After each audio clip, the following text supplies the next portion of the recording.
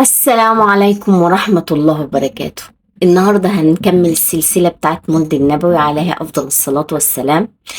هنعمل الملبن الأحمر أو الجزرية أو الدومية زي ما تحبوا تسموها سموها. الأسماء اختلفت بس الطعم واحد. هنبتدي في الطريقة مع بعض. عندي كوبايتين مية عليهم 400 جرام سكر، يعني كوبايتين إلا ربع. كوبايتين الا ربع، وهكتب لكم المقادير بالتفصيل في صندوق الوصف ان شاء الله. عليهم كوباية نشا، وممكن تبدلي نص كوباية نشا مع نص كوباية دقيق اللي موجود عندك. هنحطهم كل ده على النار لحد ما يتقل معانا، تقلبيهم كويس قوي، لو تلاقيتي فيه كلاكيع او حاجة صفيهم قبل ما تحطوهم على النار. وبعد كده هنحطوهم على النار. اول لما يتقلوا كده ويبقوا معانا شبه المهلبية، ننزل عندنا بالعسل الكلوكوز. عندي تلت كوباية عسل كلوكوز، هنزلهم عليهم وهبتدي ان انا اقلب بقى. افضلي قلبي يا جماعة، هي بتاخد وقت، يعني بتاخد حوالي ساعة على النار. طبعا انا موطية عليها النار حوالي النار وسط. وبعمل معايا الجيلاتين. الجيلاتين هنا معايا 3 معالق كبار او 30 جرام جيلاتين. بدوبهم في تلت كوباية مية وبسيبهم على جنب. وهنا انا عندي ربع معلقة ملح ليمون او اقل شوية، بدوبهم برضو في معلقتين مية. الملح الليمون بدوبه في معلقة المية لان ما ينفعش انزله كده، لازم ينزل في مواد سائلة مش في مواد تقيلة كده. تمام. هنا انا زي ما انتوا شايفين انا بحاول ان انا اوريكم، هي بقى لها حوالي الوقت نص ساعة لسه.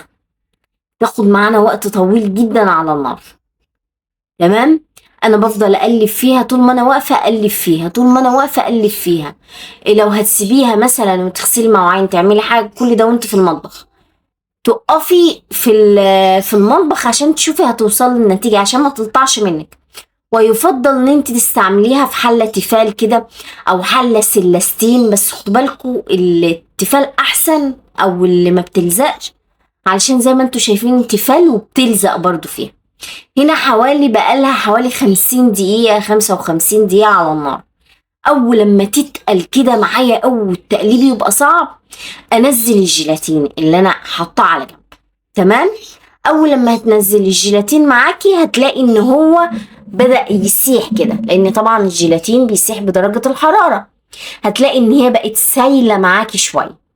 هنفضل نقلب برضو التقليب، ويفضل بالمعلقة الخشب لأن هي اللي هي ناشفة معانا وتخليكي تقدري تقلبي كويس. يفضل معلقة خشب. ما عندكيش يبقى لو هتستعملي حلة سلستين يبقى تستعملي معلقة ألمونيا أو معلقة سلستين برضو. تمام. بفضل أقلب فيها لحد ما الجيلاتين بتاعي يدوب بدرجة الحرارة.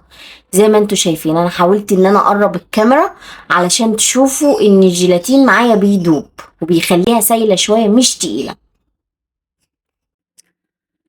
طول ما احنا واقفين في المطبخ نفضل نقلب فيها. انا بحاول اظبط لكم الكاميرا عشان تشوفوا كويس. طول ما احنا واقفين نفضل شايفين الجيلاتين 3/4 داب، لسه في حتة صغيرة بقلب كويس عشان تدوب. نفضل نقلب فيها. شايفين يا جماعة بتلزق ازاي؟ عشان كده بقول لكم لازم حلة تكون غير لاصقة او حلة سلستين، بس الغير لاصقة احسن. انا عندي السلستين بس لا بيعذب، الغير لاصقة احسن بكتير. زي ما انتوا شايفين انا بقلب كويس قوي قوي لحد ما اتاكد ان الجيلاتين بتاعي داب، واقدر ان انا يعني اوقف تقليب واشوف هعمل ايه تاني. تمام. انا بقلب، بفضل يعني تقريبا قعدت ساعة وشوية كل شوية اقلب. لما بحط الجيلاتين بفضل اقلب كتير علشان اول لما توصل ان الجيلاتين يدوب وما يبقى مش موجود ولا ايه هتقلت معايا، عشان اقدر ان انا اعمل ماء الورد واللون معايا. لو انت مش عايزة اللون، بس طبعا الالوان الاولاد بيحبوها واحنا بنعمل عشان خاطر اولادنا، ممكن تعمليها من غير لون زي الملبن اللي احنا بنعمله في الكحك وكده. بس اللون حلو، يعني اللون حلو. ممكن تحط اي لون انت عايزاه اللي اولادك بيحبوه حطيه، مش ضروري تلتزمي باللون الاحمر يعني.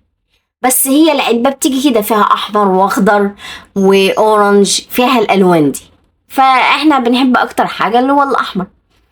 تمام، يعني عشان ولادي بيحبوا اللون الاحمر اكتر حاجة. بنقلب كويس. انا شلت اللي كان لازق في المعلقة برضو عشان يستوي معاهم، ما يبقاش في حتة مستوية وحتة لا. تمام، بقلب وانا حسيت ان هي بدأت تتقل معايا شوية، فهبتدي ان انا اعمل ماء الورد. ماء الورد ده يا جماعة انا جايباه من عند العطار، اداني علبة صغيرة كده، دي قوية جدا. فانا ما اخدتهاش كلها، انا اخدت تقريبا نصها، يعني بحوالي نص معلقة صغيرة من اللي هي بتاعت الشاي، وقلبت فيها اللون زي ما انتوا شايفين. حتى اللون لان هي القليله، الورد اللي انا حطاها قليله لانها قويه. لو انت بتحبي ماء الورد او حطي الازازه كلها براحتك، بس لا قويه من رايي يعني يتحط النص. لكن لو انت بتجيبي ماء الورد اللي هو بيتباع في السوبر ماركات ده بيبقى خفيف، حط منه معلقه كبيره. لكن ده قوي جدا، فيفضل ان احنا نحط منه معلقه صغنونه عشان ما يبقاش الطعم اوفر يعني. ده اللي بيحب، اللي ما بيحبش ماء الورد ممكن يحط ماء زهر، ممكن يحط فانيليا، بس هو معروف ان الملبن بماء الورد. في ناس بتحب المستكة، إيه، اي حاجة من طعم انت بتحبيه ممكن تحطيه، تعمليها بذوقك انت. فانا بقلب كده كويس، لقيتها ان هي تقلت قوي، وبقلب بالعافية. رحت جبت اللون وماء الورد اللي انا وريتكم عملت فيه ايه، قلبتهم في بعض وحطيتهم على الدومية او الجزرية او الملبن، وابتدي ان انا اقلب شوية حوالي 10 دقايق.